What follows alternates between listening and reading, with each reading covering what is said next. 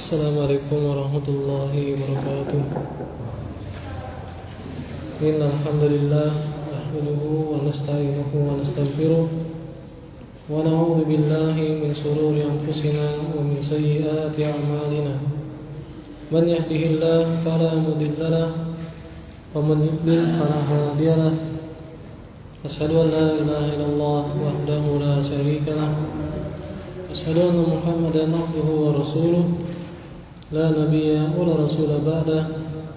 أما بعد فإن أصدق الحديث كتاب الله وخير الهدي هدي محمد صلى الله عليه وسلم وشر الأمور محدثاتها وكل محدثات بدعة وكل بدعة ضلالة وكل ضلالة في النار.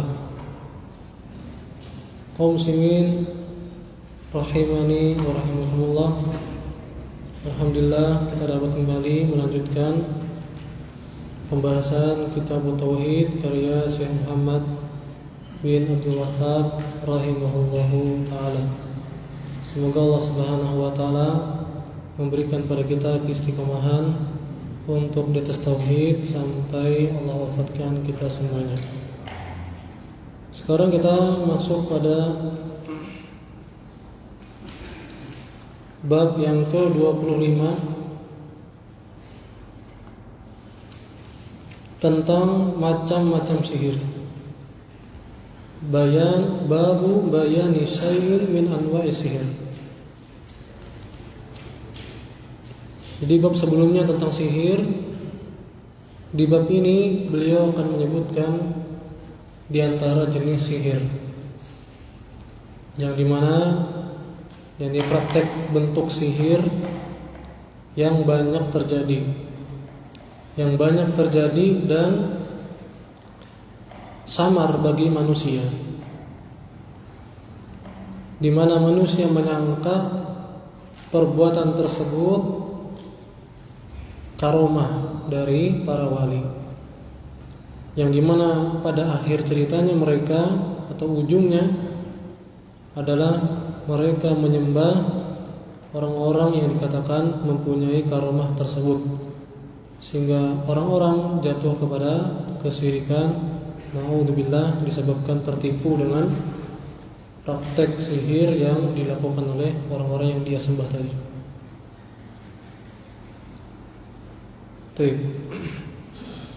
Imam Ahmad rahimahullah meriwayatkan bahwasanya telah disampaikan, diceritakan kepada kami oleh Muhammad bin Ja'far dari Auf, dari Hayyan bin Ala, dari Qatan bin Qusaysah, dari ayahnya bahwa dia telah mendengar Rasulullah SAW bersabda, "Innal 'iyafata wat-turqa wat-tiyarata minal jibti."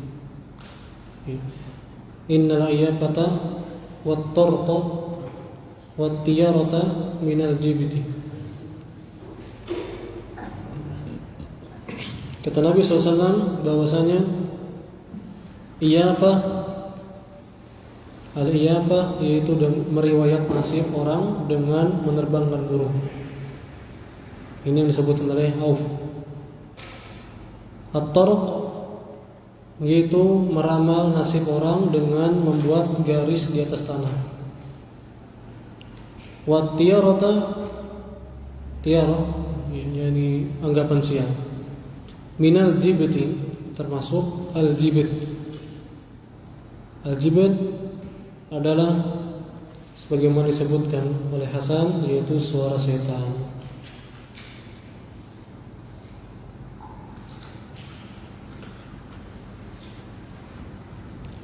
Dan diriwayatkan pula oleh Abu Dawud, An-Nasai dan Ibnu Hibban dalam sahihnya dengan hanya menyebutkan lafaz hadis dari Qabisah tanpa menyebutkan tafsirannya.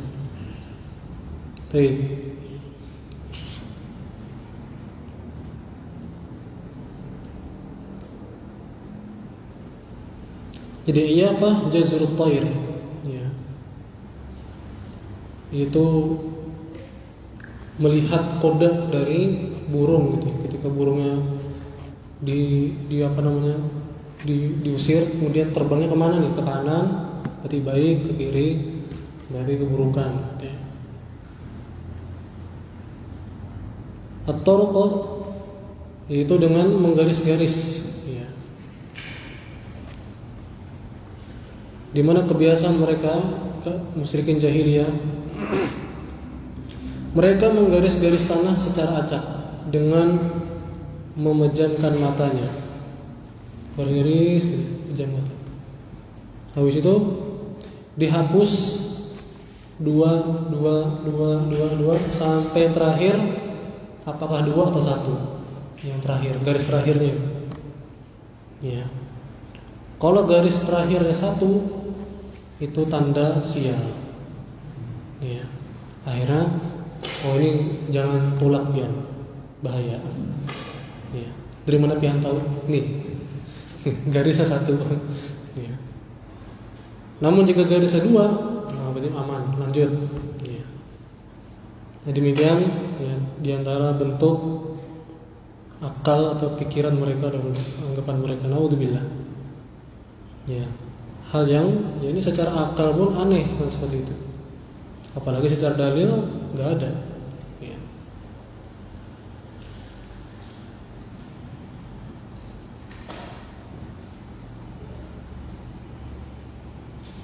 Baik.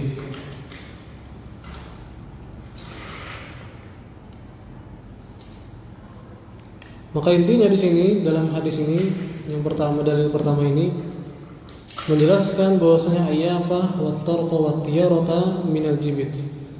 Ya. Iyafah, at-tarqa dan anggapan sial termasuk al-jibit. Ya. Al-jibitu. Ya.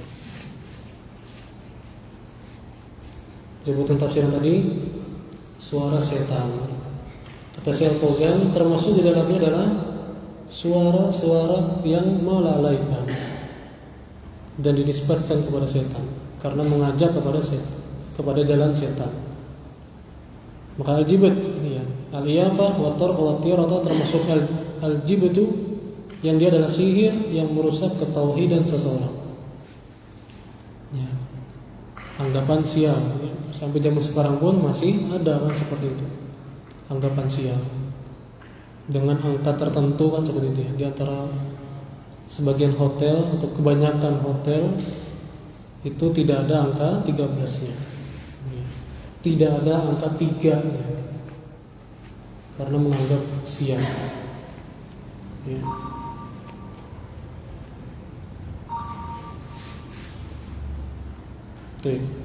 Demikian pula zodiak kan seperti itu ya. Ini ramalannya nih sial nih. Ini juga hal yang intinya apa? Aneh secara akal. Secara akal pun hal yang aneh gitu ya. Tambah lagi dalil-dalil yang menunjukkan itu kesyirikan, yang merusak iman. Baik. Di antara faedah dari hadis ini kata Syekh Fauzan, haramnya mengaku-ngaku ilmu gaib. Karena hal tersebut yunafit tauhid, menghancurkan ketauhidan seseorang. Karena ilmu gaib hanya Allah yang tahu. Ya. Hanya Allah yang tahu, tidak ada yang lain. Maka tidak boleh sok tahu perkara gaib. Oh ini kalau gini bahaya, kalau gini aman, kayak tadi iyafah tadi. Wa tarqa juga. Wa at-tiyarata juga.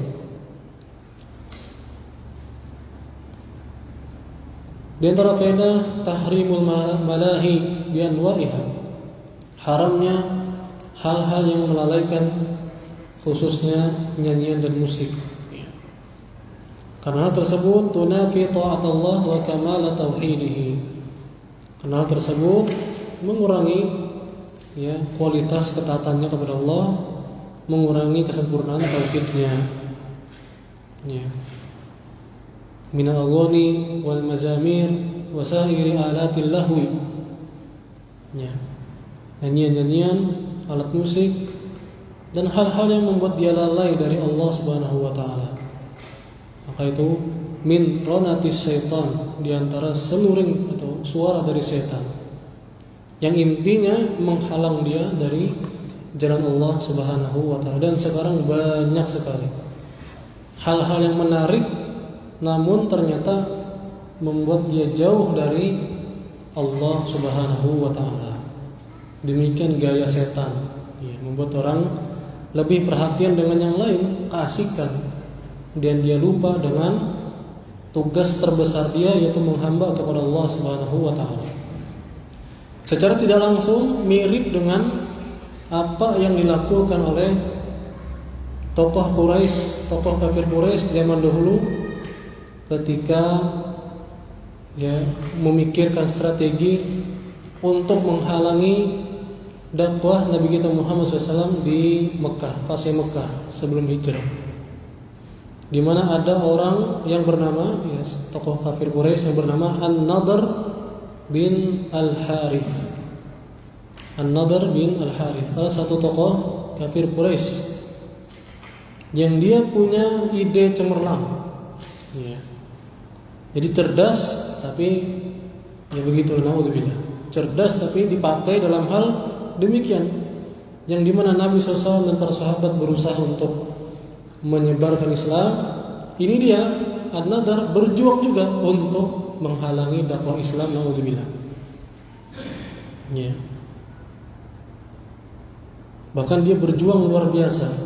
Ya. Dan dia sangat paham tentang Nabi Muhammad SAW. Jadi ketika kafir Quraisy kumpul, kayak apa yang kita kasih tuduhan apa nih? Maka semua tuduhan ditolak sama An-Nadhr. Perang gila, ya penyair, disihir lah apalah. Kada bisa dituduhkan, kata An-Nadhr. Kita kan kenal sendiri siapa Muhammad. Ya, nggak mungkin dia gila, dia nggak disihir, dia bukan penyair.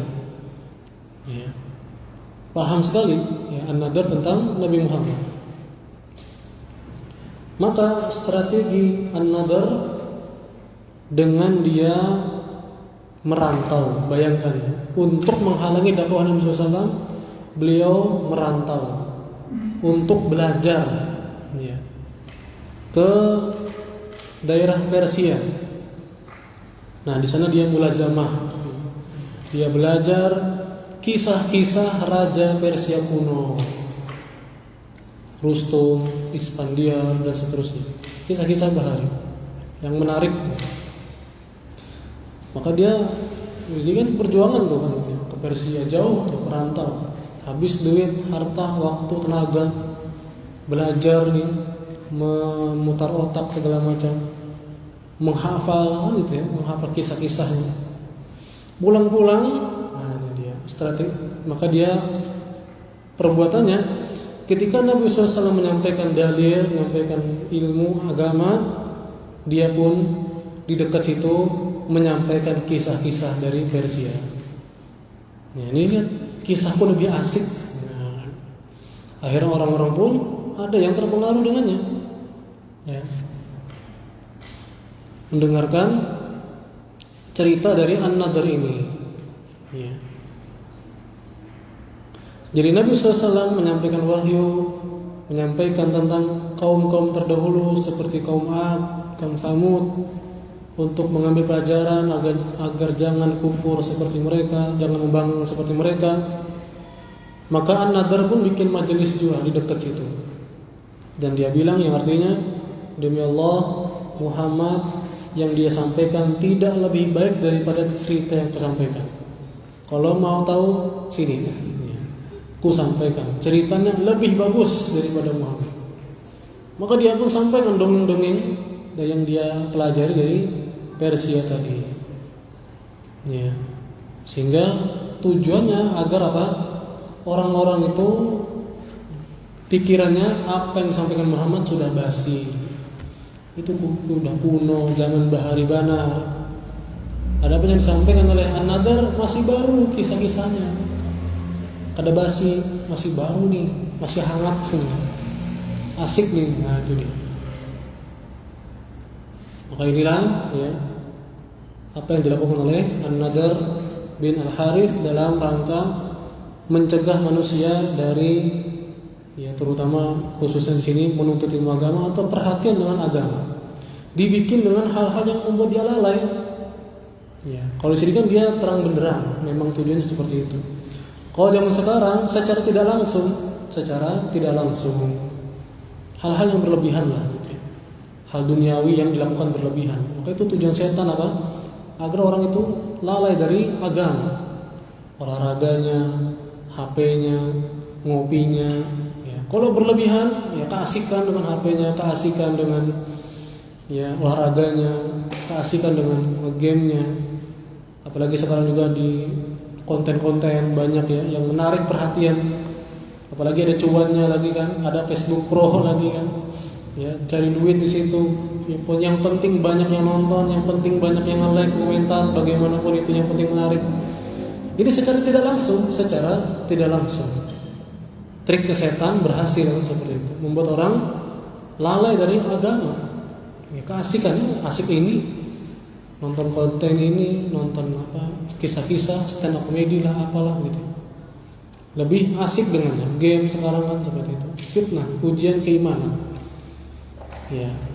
Dan itulah trik setan seperti itulah trik dari setan secara tidak langsung ya, tidak kita sadari. Kalau another memang terang-terangan ya. Ya, kalau sini pada sekarang secara tidak langsung dibikin hal-hal yang asik sehingga orang lebih asik dengannya daripada agama. Ya, makanya Nabi SAW bilang apa? Aku tidak khawatir fakir menimpa umatku. Yang aku khawatirkan dunia terbentang sehingga kalian berebutan. Ya, kalian berebutan mencari dunia tersebut. Itu yang Nabi khawatirkan. Ya. Maka di sini faedahnya adalah agar kita menyadari dan menjaga, waspada istilahnya seperti itu. Jangan sampai terlena dengan dunia yang Allah buka.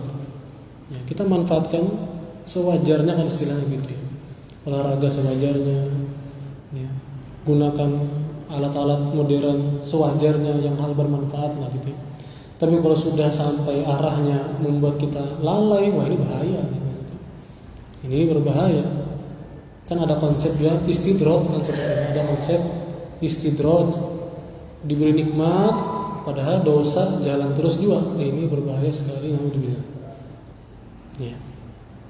Selain mendongeng, an-nadhr juga punya cara lain, yaitu dengan membeli para biduan, ya, budak-budak penyanyi wanita. Jadi jika dia tahu ada orang yang mulai tertarik dengan Islam, maka dia pun kirim biduan itu kepadanya. Bayangkan tuh, pengorbanan harta tuh, ya, luar biasa bodohnya gitu. Luar biasa perjuangan dia untuk menyiapkan kursinya di neraka. Begitunya, ya, sebegitunya. Ya, An-Nadhr bin Al-Harith untuk memalingkan manusia dari jalan Allah Subhanahu wa taala. Ya. Dia akan menyuruh biduan tersebut untuk melayani, untuk memberi makan ke orang tersebut. Ya. Dan dia bernyanyi juga di situ, agar dia terlena dan tadi agar dia berpaling, asik dengan ini, lupa dengan Nabi Muhammad SAW. Ya.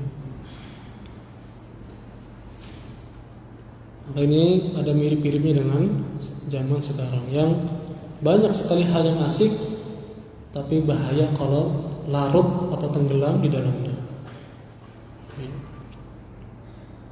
Maka kita ingat bahwasanya kita ini ada kehidupan akhirat yang harus kita persiapkan, khususnya beberapa hari lagi bulan Ramadan.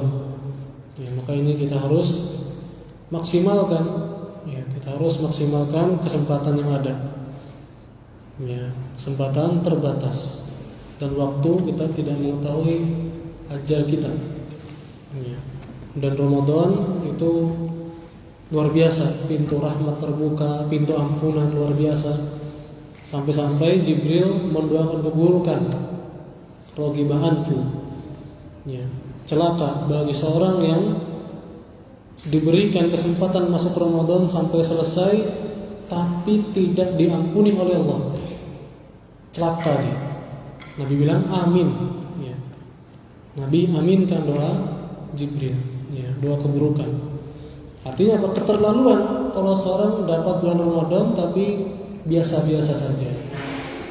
Ya, pintu langit, pintu surga dibuka, pintu jahanam ditutup, setan-setan dibelenggu. Artinya akan mudah sekali dia untuk melakukan ketaatan, tapi dia tidak memanfaatkan kesempatan tersebut, maka ini keterlaluan. Ya. Ada malam Lailatul Qadar, keutamanya lebih dari 1000 bulan. Ya. Ampunan, ya, janji ampunan bagi seorang yang berpuasa dengan iman dan mengharapkan pahala. Demikian pula ampunan bagi seorang yang sholat malam, sholat tarawih dengan iman dan mengharapkan pahala. Ya, banyak sekali istilahnya kesempatan amal soleh, ya, berbekal untuk kehidupan akhirat sangat banyak sekali. Ya, istilahnya tuh promo besar-besaran untuk berbekal untuk negeri akhirat, luar biasa. Ya, sholat bersama imam, sholat tarawih sampai selesai dicatat pahalanya seperti sholat malam semalam penuh, seperti itu. Ya. Kemudian lagi berdoa tentang orang yang sedang berpuasa, termasuk orang yang tidak ditolak doanya. Maka kesempatan, ya, ini banyak sekali penekanan amal soleh yang luar biasa di bulan Ramadan. Maka jangan sampai kita terlena dengan hal-hal duniawi tadi, keasikan dengan duniawi. Ingat, kita sudah mulai terlena ini, wah, ingat nader. Ini nader dulu bikin lalai, bahaya. Jangan sampai kita ngikutin langkah-langkah dia. Jangan kita terperangkap dengan perangkap dia. Kita fokus berusaha mengisi waktu, yang memanfaatkan kesempatan sebaik-baiknya. Semoga Allah Subhanahu wa taala memberi kita kemudahan dan pertolongan dan penjagaan oleh Allah Subhanahu wa taala. Baik. Dalil selanjutnya disebutkan wa Ibnu Abbas radhiyallahu anhu qala qala Rasulullah sallallahu alaihi wasallam man iktabasa syu'batan minan nujum faqad iktabasa syu'batan minas sir zada ma zada. Kata Nabi SAW, barang siapa yang mempelajari sebagian dari ilmu perbintangan, sesungguhnya dia telah mempelajari sebagian dari ilmu sihir. Semakin banyak dia belajar ilmu nujum tersebut, semakin banyak pula dosa dia. Ya, rawahu Abu Dawud bi isnadin sahih. Ya. Maka di sini Nabi SAW mengabarkan kabar yang faedahnya larangan dan peringatan, bahwa barang siapa yang belajar salah satu ilmu perbintangan yang salah, ya, karena ilmu perbintangan itu ada dua jenisnya. Ada dua jenis ilmu perbintangan. Ada ilmu takfir, ada ilmu taisir. Kalau takfir itu dia mempelajari yang salah, ya, yang syirik, kayak zodiak itu. Oh, ini kalau bintang ini berarti suatu hal yang terjadi di dunia. Ya, pian zodiaknya apa? Oh, berarti pian. Bakal ini, bakal itu. Gitu ya. Atau yang terjadi di alam semesta dengan melihat bintang. Ini dia menerka-nerka ilmu gaib dengan sebab yang nggak jelas, gitu. Nggak ada dalilnya dan tidak bisa juga secara akal. Ya. Adapun ilmu taisir boleh. Ilmu taisir itu mempelajari pergerakan bintang atau benda langit sekedar untuk mengetahui arah atau perhitungan musim. Ya, perhitungan musim atau waktu. Ya. Nah, maka di sini yang dibahas oleh Nabi adalah ilmu yang haram, ilmu nujum yang haram, yang dengannya menerka-nerka perkara gaib. Ya. Maka semakin dia mendalami ilmu tersebut, berarti dia zada ta'allumuhu as-sihra. Semakin dalam ilmu sihirnya, jadi tambah besar dosanya. Lianna tanjim ya tahakkumun alal ghaib, karena ilmu tersebut dia sok mengetahui perkara gaib. Jadi dia yuhawil kisab al-hawadith al-mustaqbalah. Dia menerka-nerka nanti hari ke depan, masa depan begini kan dan begitu. Ya, padahal allati hiya min ilmi ghaib. Masa depan adalah ilmu ghaib yang Allah rahasiakan. Tidak ada yang tahu sama sekali apa yang akan terjadi pada besok atau masa depan. Ya. Di antara poin ya tentang hukum menyandarkan ini turunnya hujan kepada bintang ya sebagai tambahan gitu ya. Berkaitan ilmu langit misalnya. Menyandarkan turunnya hujan kepada bintang dan juga nanti akan dibahas insyaallah. Ya. Jika dia meyakini bintang itulah yang dengan sendirinya menurunkan hujan, itu kufur besar. Ya. Dia enggak menisbatkan kepada Allah. Dia nisbatkan kepada bintang atau benda langit. Ya, oh ini dialah yang menurunkan. Ya ini si bintang itu atau benda langitnya itu yang menurunkan hujan. Maka ini kufur besar. Adapun jika meyakini Allah lah yang menurunkan hujan, tapi dia menganggap sebab turunnya hujan dengan bintang ini bintang itu, yang menyebutkan sebabnya, maka ini syirik kecil. Ya, dia tetap menisbatkan yang menurunkan hujan Allah. Kenapa bisa turun hujan? Karena bintang. Nah ini nggak bisa.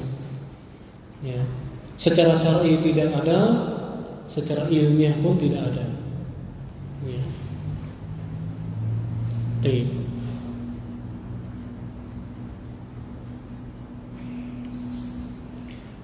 Pembahasan tentang sebab, ya, sebagaimana yang mungkin dulu sudah kita bahas juga tentang apa jimat misalnya. Ya.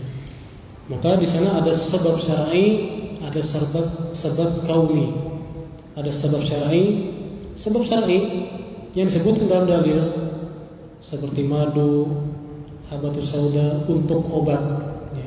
Ini sebab kesembuhan. Madu, habatus sauda misalnya sebab kesembuhan. Tahu dari mana dia? Dari dalil. Ya, dalil syar'i menyebutkan. Nah, ini sebab syar'i yang memang disebutkan dalam dalil. Ya. Minum Zam-Zam, ya, liman syuribalah. Tergantung siapa yang minumnya. Kalau dia menginginkan kesembuhan bisa lewat minum air Zam-Zam misalnya. Itu dengan sebab syar'i. Adapun sebab kauni, sebab yang ilmiah yang lewat penelitian. Ini secara logika sudah diteliti, sudah dieksperimen, ya, jelas gitu ya. Pengaruhnya tuh nampak jelas. Ya, pereda sakit, minum paracetamol apakah untuk meredakan demamnya. Maka ini sebab kauni. Ya, sebab kauni, sebab yang didapatkan lewat penelitian. Nah, adapun tadi bintang menurunkan hujan, secara dalil enggak ada, secara ilmiah pun enggak nyambung sama sekali. Makanya enggak boleh menisbatkan hujan dengan bintang. Ya. Demikian pula contoh lainnya obat tadi, ya obat. Dia sebab yang jelas ada pengaruhnya kelihatan, meredakan sakitnya. Tapi kalau jimat, batu, otot tali, apa segala macam, enggak ada hubungannya secara logis, enggak nyambung sama sekali. Pakai ini lancar kehidupannya, gimana? Dapat rezeki tinggal pakai batu akiknya misalnya gitu. Dapat jodoh, pasang aja dah. Dapat dari mana? Secara dalil enggak ada, secara ilmiah pun enggak ada. Ya. Maka tidak bisa dijadikan sebab. Ya. Bagaimana dengan ramalan cuaca? Ya, BMKG, ramalan BMKG, maka boleh karena itu ramalan. Apa maksudnya?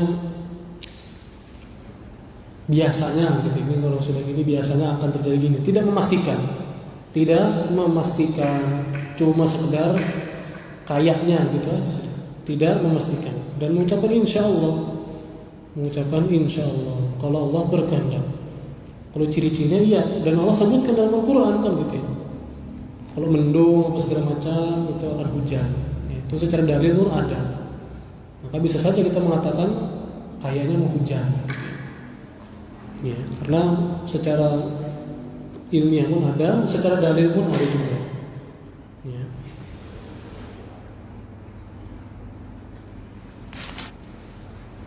Ini lupa ada dalilnya. Pernah Anda sampaikan di sini rasanya waktu khutbah kalau nggak salah tentang hujan.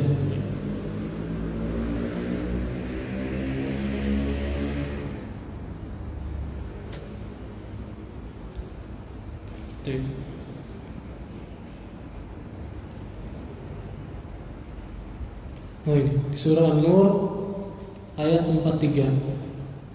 Di surah An-Nur ayat 43. Alam tara anna Allah yujzi sahaban thumma yu'allifu bainahu thumma yaj'aluhu rukaman fatara al-wadqa yakhruju min khilalihi وينزل من السماء من جبال فيها من برد فيصيب به من يشاء ويصرفه عمن يشاء يكاد سنا برقه يذهب بالأبصار. Tidakkah engkau melihat bahwa Allah menggerakkan awan, kemudian mengumpulkan bagian-bagian awan, kemudian menjadikannya bertindih-tindih. Artinya mendung. Maka kelihatan olehmu hujan keluar dari celah-celah awan tersebut. Dan juga Allah menurunkan butiran-butiran es dari langit, yaitu dari gumpalan-gumpalan awan yang seperti gunung-gunung. Maka Allah timpakan butiran-butiran es tersebut kepada siapapun yang Allah kehendaki, dan Allah palingkan dari siapapun yang Allah kehendaki. Kilauan kilat dari awan tersebut hampir-hampir menghilangkan penglihatan. Ya, itu dalil ada. Ya. Adapun ramalan nasib dengan zodiak misalnya, tentu ini haram, syirik, karena nggak ada sebab yang menunjukkan, nggak ada yang menunjukkan itu sebab. Entah secara dalil syar'i nggak ada, secara ilmiah pun, secara logika pun nggak ada. Ya, kalau posisi bintangnya begini dan begitu, berarti beruntung. Karakternya kayak apa, jodohnya gimana, nggak. Ya. Secara dalil syar'i nggak ada, secara dalil ilmiah pun, ya kauni pun tidak ada. Oke. Maka ini tentang diantara poin-poin tentang ilmu nujum yang terlarang yang dibahas oleh Nabi SAW. Maka ini at-tanjim nawwan min anwa'i sihir. Maka ini ilmu ta'thir, ya, menerka-nerka kejadian dengan melihat pergerakan bintang, ini termasuk sihir, termasuk jenis sihir. Ya. Kemudian dalil selanjutnya,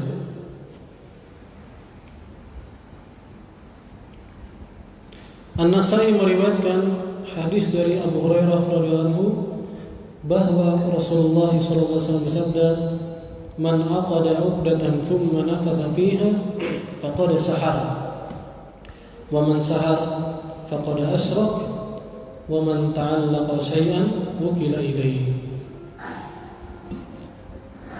Barang siapa yang membuat suatu bulan kemudian meniupnya, yakni sebagaimana yang dilakukan oleh penyihir, maka dia telah melakukan sihir, dan barang siapa yang melakukan sihir, dia telah berbuat kesyirikan. Dan barang siapa yang bergantung kepada suatu benda, itu jimat, maka Allah akan membuat dia bergantung kepada benda tersebut yang tidak bisa apa-apa. Jadi di antara hukuman bagi orang yang bersandar kepada selain Allah Subhanahu wa taala, Allah akan biarkan dia. Ya, Allah tidak akan menolongnya, naudzubillah. Allah akan bikin dia bergantung kepada sesuatu yang tidak bisa apa-apa. Naudzubillah. Nah,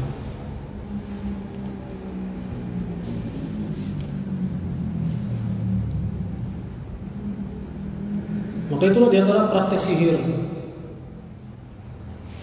mengikat tali atau kain, kemudian ditiup sambil ada mantra-mantra atau jampi-jampi dari setan. Ya. Hal ini sesuai dengan peringatan dari Al-Quran dari Allah Subhanahu Wa Taala di surat Al-Falaq tentang berlindung dari penyihir-penyihir wanita yang meniupkan buhul-buhul. Ya.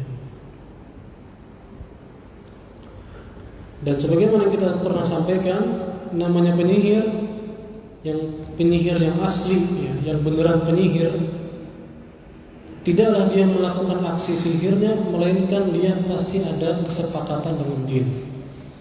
Ya, kalau dia melaksanakan permintaan jin, maka jin itu akan membantu dia melancarkan aksinya. Ya. Maka jin akan membantu penyihir tersebut kalau penyihirnya melakukan apa yang diinginkan oleh jin tersebut, dan tentu yang diinginkan oleh jin adalah perbuatan-perbuatan yang menghancurkan imannya, kekufuran atau kesyirikan. Misalnya yang pernah kita bacakan dahulu, kisah yang disampaikan kepada Syekh Abdul Razak Hafizahullah. Ya, jadi dia orang yang cerita, dia itu punya tetangga. Jadi dia pengen kaya, ya. Dan tetangganya kaya, ya. Maka dia kepo, kayak apa karena pengen kaya, ya. Dengan cara instan, ya. Maka dia diajari, gitu ya. Nanti kamu para maghrib karena kesana aja, kemana gitu, ke suatu danau gitu, suatu tempat, gitu ya. Datang ke situ. Memang kalau ada yang datang, nah itu dah. Ya, dengerin apa yang akan disampaikan olehnya. Ini setan menjelma gitu ya. Maka setan ini triknya apa? Kalau kamu mau kaya, syarat pertama enggak usah sholat lagi. Ya, enggak usah sholat lagi. Maka orang ini yang memang alhamdulillah terbiasa dengan sholat, terjaga sholatnya, enggak mau dia. Dia menolak, enggak mau dia. Akhirnya gagal usaha jin tersebut. Bahkan jinnya malah mengamuk gitu ya. Dan orang yang nyuruh tadi marah-marah juga. Kenapa kamu sih? Kamu apain jinnya? Ya. Nah ini diantara apa? Bentuknya, ya, bentuk permintaan jin, yaitu meninggalkan sholat. Ya, naudzubillah min dzalik.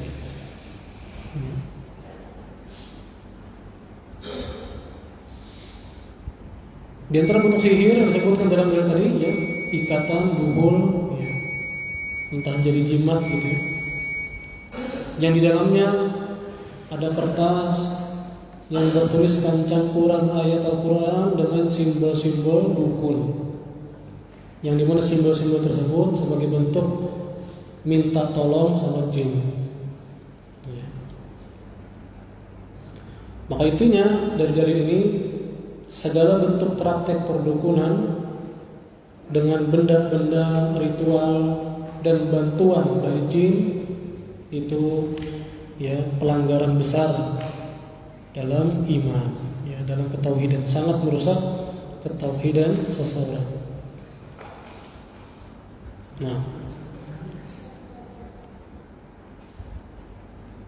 kita tinggal 2 dalil lagi, kita lanjutkan setelah azan.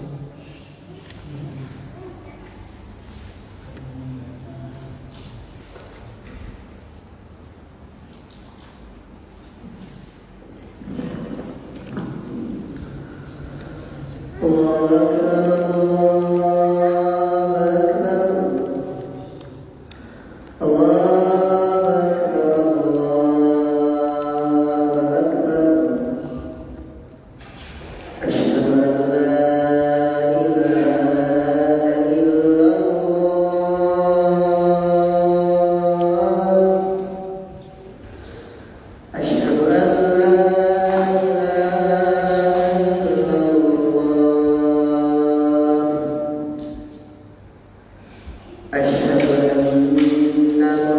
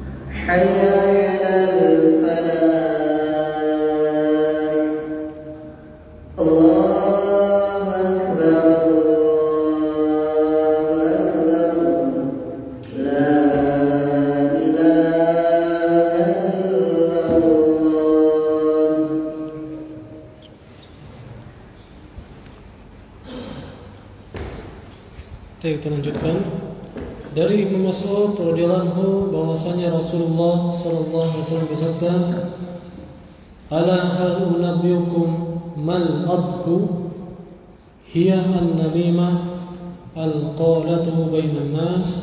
Rawahu Muslim. Maukah kalian aku kasih tahu apa itu al-adhu? Apa itu al-adhu? Kata Nabi SAW, al-adhu adalah an-namimah al-qalatu bainan nas. Itu menyebarkan ucapan-ucapan dengan bentuk memunculkan permusuhan antar dua belah pihak, mengadu domba. Kenapa perkara ini disebutkan bab tentang termasuk sihir? Ya, maka dia di sini termasuk sihir secara bahasa, termasuk sihir secara bahasa dan secara efeknya sama, yaitu kerusakan dan membuat permusuhan.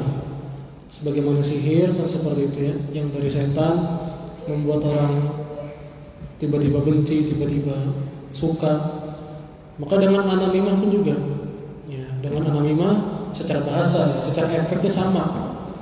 Dia menimbulkan kerusakan dan dia memecah persatuan dengan namimah. Ya.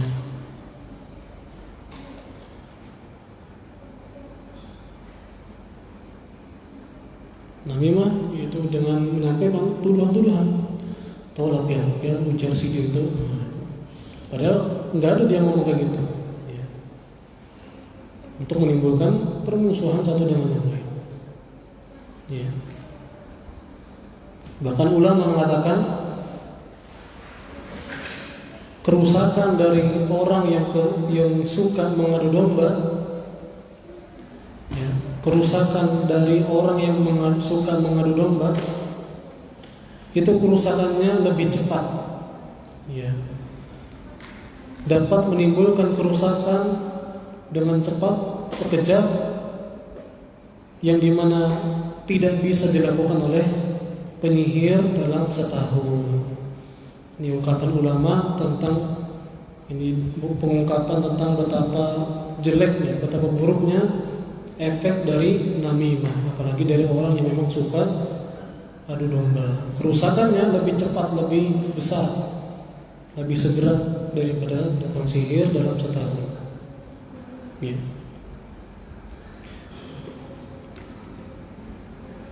Sihir yang asli dengan bantuan jin dan hukumnya kufur. Adapun namimah di sini dosa besar, ya, terancam masuk neraka, ya, bukan artinya kafir. Namimah dosa besar di sini. Kenapa dimasukkan ke bab sihir? Karena secara bahasa dan juga secara efeknya sama, merusak. Ya. Kecuali kalau dia menghalalkan namimah. Namimah haram. Kalau dia anggap halal, maka ini kekufuran. Ya.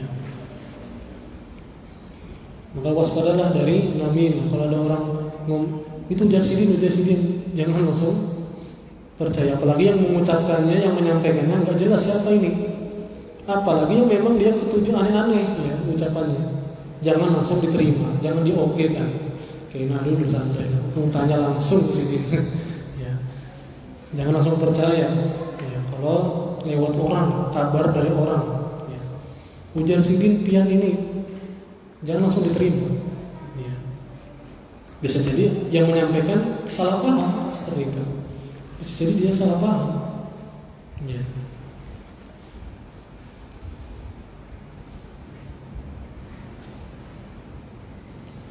Kemudian dari yang terakhir, Walahuma an Ibnu Umar radhiyallahu anhu anna Rasulullah sallallahu alaihi wasallam qala inna minal bayani lasihra. Sesungguhnya dari retorika itu sihir. Ya, dari cara menyampaikan itu mengandung sihir. Ya, secara bahasa sekali lagi. Kenapa disebutkan termasuk bab sihir di sini? Secara efeknya. Ya, orang melihat kebatilan kayak tersihir, seakan-akan itu kebenaran. Ya, kayak yang baru-baru ini. Ya. Keren, wah. Riwayat salaf. Ya. Bujur sih ini kayak tabaruk kuburan. Ya. Disampaikan dengan cara yang, nah ini sihir. Ya. Membuat orang terlena, membuat orang bujur juga sih. Nah iya, sudah kayak itu. Kalau sudah bujur juga lah, ya, kena sihir berarti gitu. Dari retorika, dari cara dia menghiasi cara menyampaikannya. Ya, maka ini maksud dari inna minal bayani lasihra. Maka tentu tercela kalau dia punya kepandaian dalam berbicara tapi digunakan dalam hal seperti ini. Yang hak jadi batil. Ya, orang-orang yang atas kebenaran ini macam-macam tuduhan, memecah belah umat, suka mengkafirkan, suka membid'ahkan, melarang sholawat, apalagi ya ucapan-ucapan yang jujur juga. Ya. Ada pun kalau dipakai, yang pandai berbicara dipakai untuk menjelaskan kebenaran, tentu ini terpuji. Ya, dia pandai berbicara untuk menerangkan ini batil, kemudian dia membantah kebatilan tersebut, maka ini tentu terpuji. Ya. Yang tercela tadi di sini yang membuat indah keburukan. Ya. Yang membuat indah keburukan, memutarbalikkan fakta, ya, menyesatkan umat tanpa sadar, ya, seakan-akan benar apa yang dia sampaikan. Ya. Dan yang mencontohkan pertama kali adalah iblis. Ya. Ketika beliau berbicara kepada Adam. Ya. Sebagaimana disebutkan surah Al-A'raf ayat 21. Ya. Di mana apa kata setan? Kata iblis, inni lakuma laminan nasihin. Sungguh saya ini menasehati pian. Dulu ini menasehati aja, pian terima, ya itu manfaat. Kalau enggak ya terserah pian. Ya. Ini setan mengucapkannya, iblis. Dia bilang apa? Inni lakuma minan nasihin. Sesungguhnya aku termasuk orang yang ingin menyampaikan nasihat, menginginkan kebaikan untukmu. Makanya aku nasihati ini dan itu. Ya, untuk makan buah ini tadi misalnya. Ya, agar engkau kekal tetap di surga dan seterusnya. Ya. Nah, ini inna minal bayani lasihra. Termasuk sihir secara efeknya tadi. Ya. Demikian kita bawakan. Semoga Allah Subhanahu wa taala selalu memberi kita ilmu yang bermanfaat dan pertolongan untuk beramal saleh, khususnya di bulan Ramadan. Semoga Allah Subhanahu wa taala memudahkan segala urusan kita di dunia dan di akhirat, dan semoga Allah mengampuni dosa-dosa kita dan menerima segala amal ibadah kita. Subhanallah wa bihamdihi, asyhadu an la ilaha illa anta, astaghfiruka wa atubu ilaik. Assalamualaikum warahmatullahi wabarakatuh.